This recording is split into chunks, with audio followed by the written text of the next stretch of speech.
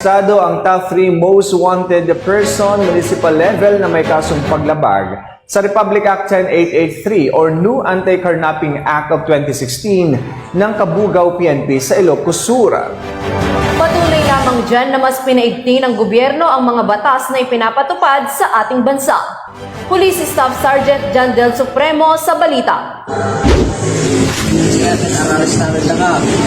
Huli ang isang top 3 most wanted person municipal level dahil sa kasong paglabag sa Republic Act 10883 o mas kilala bilang New Anti-Carnapping Act of 2016 nito lamang ika-10 ng Abril taong kasalukuyan. Kinilala ni Police Major Juan G. R. Magay, officer in charge ng Kabugao Municipal Police Station, ang nasabing akusado. Si Ginom na ang Henito Ibanez po ay nadakip ng pinagsanib na pwersa ng Kabugao Municipal Police Station at Sinay Police Station. Ito po ay nauli sa Barangay Macandiergan, Sinaris, at siya po ay may kinakaharap na kaso na carnapping.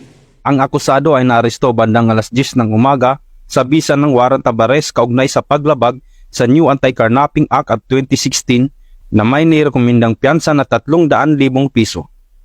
Matapos maaresto, dinala ang akusado sa Ilocos Sur District Hospital para sa medical examination bago ilipat sa kustodiya ng Kabugao Municipal Police Station para sa dokumentasyon at tamang disposisyon. Ang matagumpay na operasyon ay nagpapakita ng dedikasyon ng pambansang pulisya sa pagtupad ng tungkulin na labanan ng kriminalidad at naaayon ito sa programa ng kasalukuyang administrasyon na makamit ang isang maunlad na bagong Pilipinas.